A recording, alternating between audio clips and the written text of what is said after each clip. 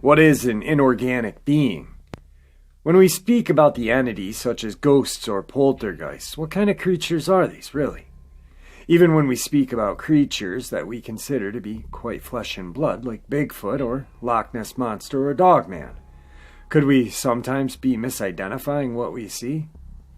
When I talk about inorganic beings, please do not believe that I am negating the existence of flesh and blood creatures like Bigfoot or Dogman, or the existence of life beyond the grave like ghosts.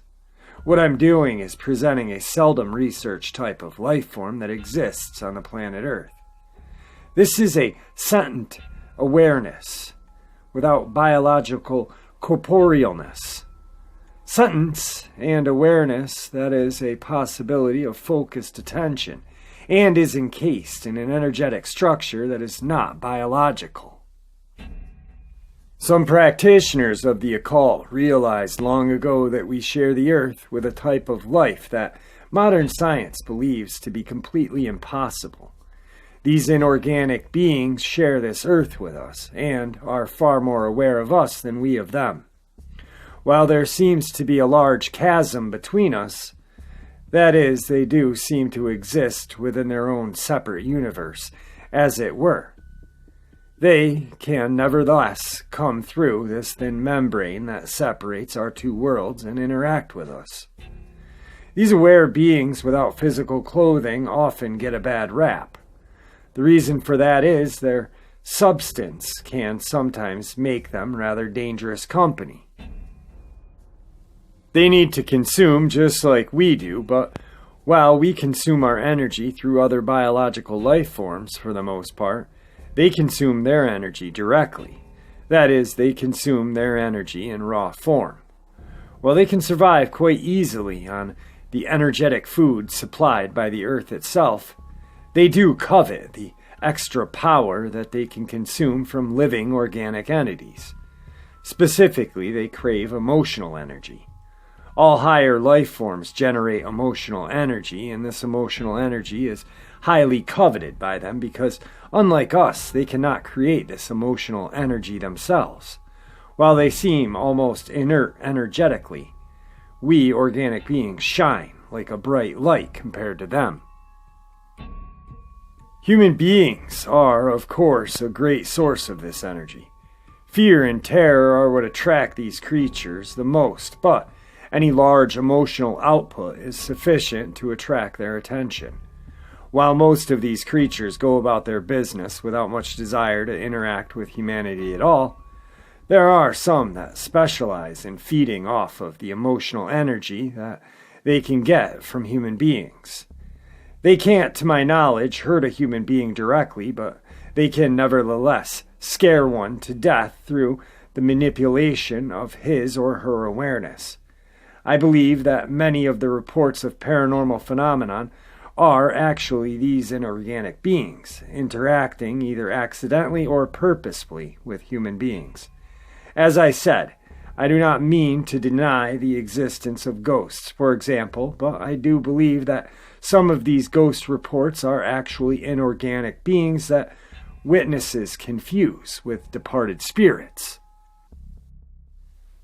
The interesting thing about these high-level inorganic beings is that given the presence of intense emotional energy, they can take on the form of just about anything that suits their needs.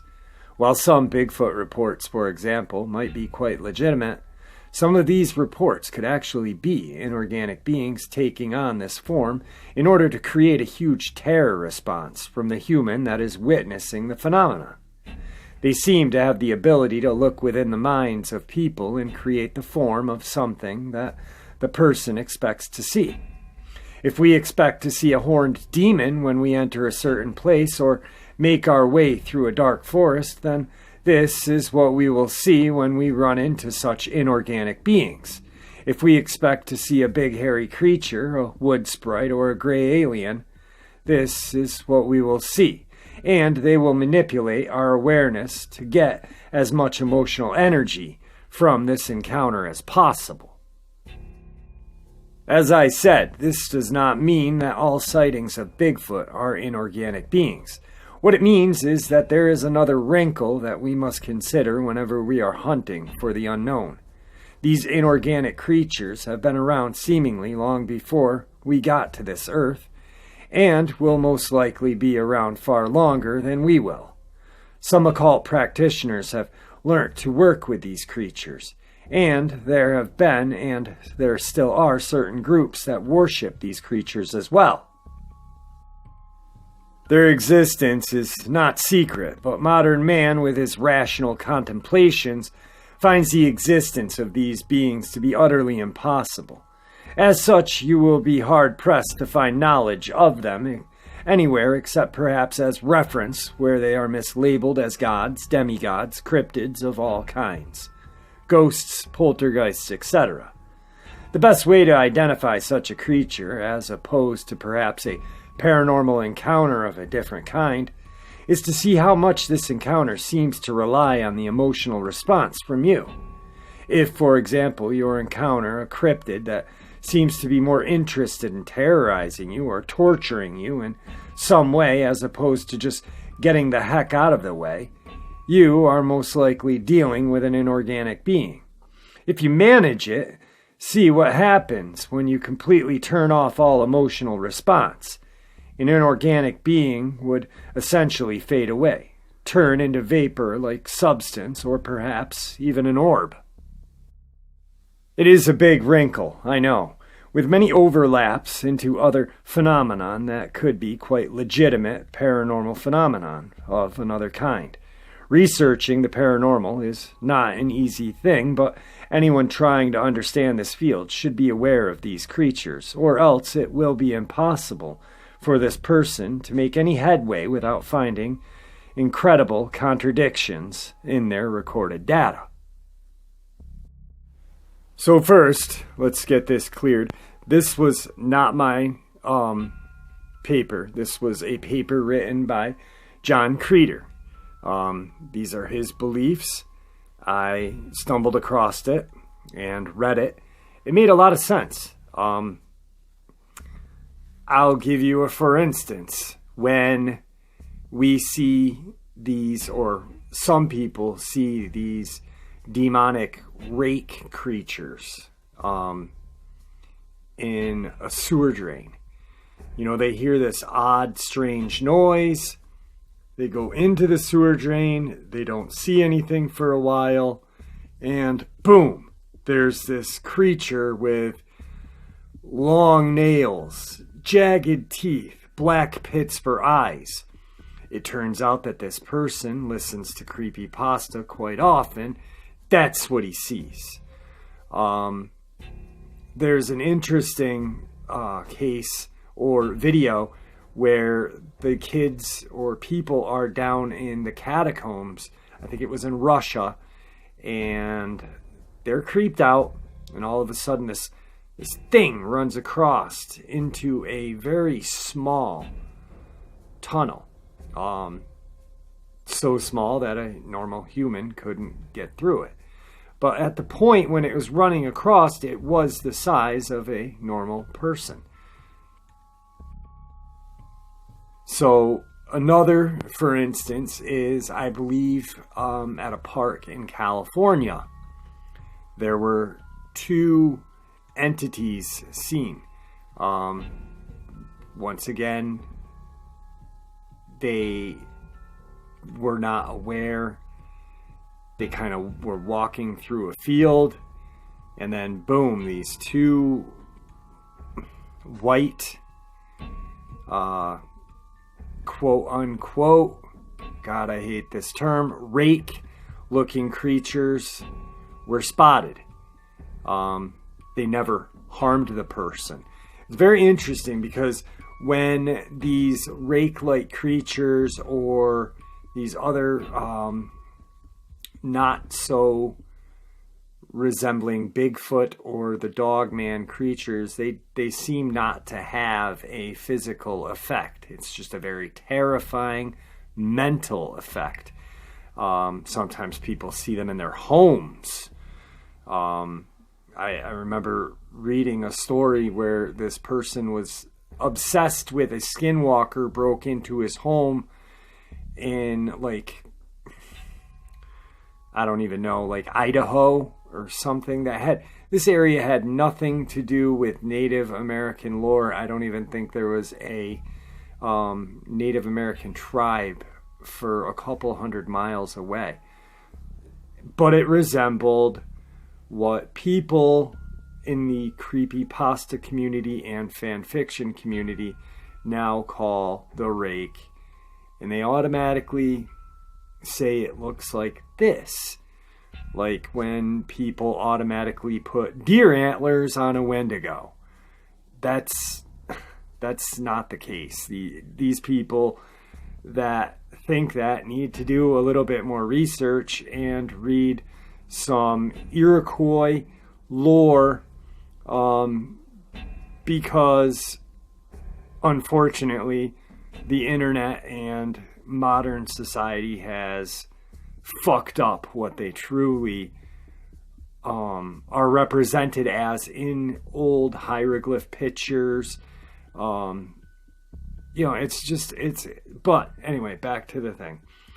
So these inorganic beings, I think, are what people are misidentifying as these crawler rake type creatures. Another interesting kind of theory or thought. Now, mind you, I don't believe my theory. These are just thoughts that I have that I've came up with, and I'm like, wow, this could be. Now, a while back, there was a cryptozoologist who let me share his encounter. He was Dogman hunting. He legit was going out looking for the Dogman in these woods. Pitch black. He was already nervous. When he gets to this bridge thing, all of a sudden, he feels like the Dogman is chasing him from behind. He sees what his brain tells him. But then, at the end of it all, there are these orbs that come out. Just a thought, you know. I'm not saying all Dogman, all Bigfoot. No, because I am 100% believe that the Dogman and Bigfoot exist. When I had my encounter, I wasn't thinking, oh, that's some 9-foot fucking wolf walking around on 2 feet. No, that's not what I was thinking. I was not thinking at all. You know, and all of a sudden, boom, there's this small pack of cryptid in front of me. So that's not what these are just thoughts. I have a couple of encounters that I want to share with you that I think are inorganic beings. Today's first encounter. Between 3-ish and 5:30 in the morning, every night, between those times, I've been awoken by a big crash on my back deck. Then, if I don't react or move much, I'll hear a large 170 to 230 blah, blah, blah. Today's first encounter. I'll be honest, I almost never believe anyone's story about seeing something mystical or a monster. And I wouldn't believe this story if someone told it to me. However, the only reason I think I actually did see something was because my friend saw the same thing and verified my eyes weren't just playing tricks on me. We were driving home from a friend's. She was the driver, I was the passenger around 1:30 in the morning, going around 35 miles an hour. I see a figure standing completely still on the side of the road, just looking across the road, not moving. What it looked like, it was thin and relatively tall, maybe 6.5 feet tall, pale skin, hunched slightly over, dark black pits for eyes, no mouth, or if there was one, it was small and not noticeable. Stringy long hair like Gollum, wearing clothes like a tattered coat or a hoodie thing. And here's the really strange feature. Its legs were jointed backwards like a cricket, but it was standing straight up. Imagine your legs, slightly bent, but bent and reversed. Today's second encounter. My brother decided to make a late-night run to the grocery store, but on his way back his tire exploded. So he called my dad to come pick him up from the gas station he managed to pull into. There are some sketchy folk around that area, so my dad suggested we just change the tire and escort him home to make sure the donut didn't go flat again, because it's a fairly old spare. My dad calls me and asks me to bring my tools and jack so we can change the tire. After the donut is on, my dad goes in front and my brother follows, and I follow behind my brother. We live on a back road off of a back road, not many houses, lots of farmland. Not much traffic, but lots of deer at night. So, my dad and I turned on our LEDs that we use when we go off-roading. When we get to our road, so we can see the deer well before they become a hazard. The fields stretch about a quarter of a mile from the road on the other side, and the lights are bright enough so that I can just barely see the tree line past the field. We get up to the bend in the road where the small patch of wood separates the field from the house beside it, and I see glowing eyes on my left about 15 feet away from the patch of woods on the field side. There were lots of deer out, so I was on high alert. I slowed down and kept my eyes on it. The thing had arms. It had a humanoid shape, a humanoid head. It was not far from the road, so it was pretty lit up. I've no doubts in my mind about what I saw. I was going about 15 miles an hour. It wasn't just a quick glimpse. I looked at it for at least 30 seconds before it was out of view. Once I realized that I had never seen anything like what I was seeing, I started honking my horn and pointing so my brother and dad in front of me would look. But by then, they had already passed that patch of woods and couldn't see it. I would guess it was around 6 to 7 feet tall when standing, but it appeared to be either hunched over or kneeling on the ground. It was resting one elbow on something, and the other arm was straight. I'm not sure if anyone's familiar with Nosferatu, but its head and face looked very similar to Nosferatu's. It looked gaunt and pale, had pointed ears and glowing eyes. I'm not sure the glow was because of the lumens I was shining at it, but that at least tells me it's nocturnal. I live in North Carolina, if that helps anyone in figuring out what the fuck this was. I'm very concerned, because it wasn't far from my home, and I've been hearing very strange noises at night. The past few weeks, I took my puppy out to use the bathroom yesterday around 10 p.m. and I could hear something in the forest walking very slow. I know it wasn't a deer because the puppy was barking and it didn't run off. I didn't have a flashlight, so I just kept my gun out in case it was a predator and tried to eat my puppy. It was snapping some big sticks and sounded heavy. I'm convinced it wasn't a bear because we don't live in bear country. We've never seen bear around here, and we go into the woods a lot. We also have a chain-link fence all the way around our property line, including in the woods. We inspect it often, and I walked the perimeter today, and none of it was damaged. Whatever this is, it's agile and smart enough to jump over the fence without noticeably damaging it. A few months ago, I noticed scratches on the tree around my house. They were all no less than 7 feet off the ground, so in my mind, that took mountain lions out of the equation. If anyone finds this description familiar, please let us know. Saw the pale creature hunched over in a field, pale skin, humanoid shape, gaunt face, eyes reflected light, pointed ears, and either a very flat nose or no nose at all. I live in central North Carolina, about 40 minutes from the Virginia border. Today's third encounter. Around 3 to 5 in the morning, every night I've been hearing this noise and being woken up by a big crash on my back deck. If I don't react or move much, I hear a large, 170 to 240 pound footsteps of either a man or a much scarier alternative, a creature of some sort. After this, I go out sporting a rifle, usually, and a flashlight. Previously, I've seen nothing really except once a shadow, a small shadow moving. But after tonight, I'm convinced it's something, or at the very least, someone. I just seen it a little while ago, about 10 minutes before I started typing this. It's tall, about 6.5, 7 feet, and looks like a black coat of something goes over it. It could be a tall dude with a coat considering it's winter, but he's still being very malicious, nonetheless. But I'm almost leaning towards a creature of some sorts because of all the weird things that have been happening lately. But aside from its reflective eyes, they did glow a bit before it turned its head and ran onto the nearby road with no traffic.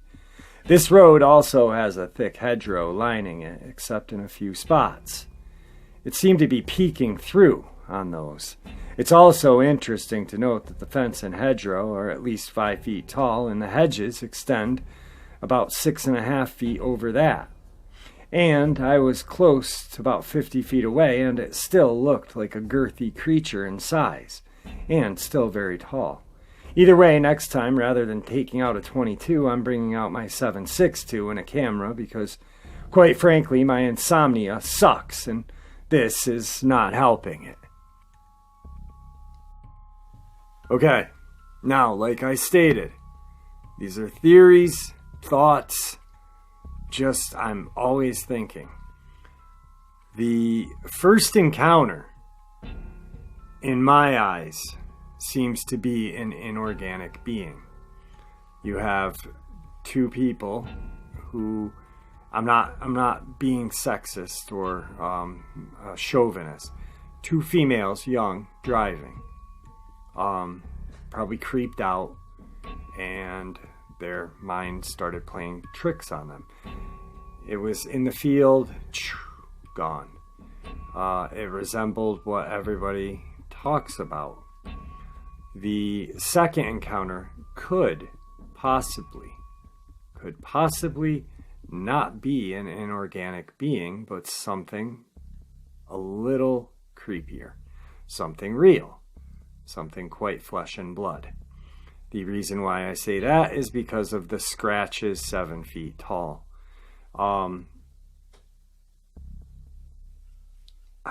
He states that it didn't have fur, so that eliminates the Dogman or Sasquatch in my eyes. Nonetheless, it's still scary. Who knows? Maybe these inorganic beings can actually not hurt us, but can physically manipulate the real world, with the energy causing scratches to manipulate our fear receptors. Who knows? This is all new in its theory and thought. The last encounter, I threw that in because I think that's a fucking Dogman, straight across the board. Straight across the board. You got some crazy noise going on. It's 6.5 to 7.5 feet tall. Dark black coat. They can't really see a face because all you get is eyes. Now, if you think about it, if it is a Dogman, you're going to see reflective eyes, but it's dark, so you possibly might not see this now. Girthy creature, tall, could be a Sasquatch, with the fences and the hedgerow jumping over them. But see where I'm going on this? Now that we put this inorganic being into the equation, now we can actually analyze a little more. Like the second encounter. No, we don't know, but he does it. Or, the man who wrote the inorganic being paper believes that they can't cause physical shit going on in reality. So I'm leaning towards a physical creature. This third one, I'm leaning towards a physical creature. The first one, I'm leaning towards an inorganic being. The one that always sticks out in my head since I've been reading this and thinking about it is the kid who sees the pale, demonic-looking creature, I will not say that name of the garden instrument, in the sewer drain. And he's going in it and he's saying, "Hey, how are ya? I'm here to help ya. Are you stuck?" And it turns and faces him. It doesn't touch him, but he's scared. You can hear the fear in his voice. It's late at night. He's got a flashlight. He's walking into a sewer drain. Perfect energy to feed off of. There's just lots of little encounters like that where there's no physical contact or no physical reference point, like story 2, the scratches in the trees. So who knows? I find it interesting. It's a theory. It's a thought. I hope you guys enjoyed this one theory and thought upload that I did. I've got a couple more. Tomorrow we're going to have some kick-ass Dogman encounters. And with that, I want to bid you farewell.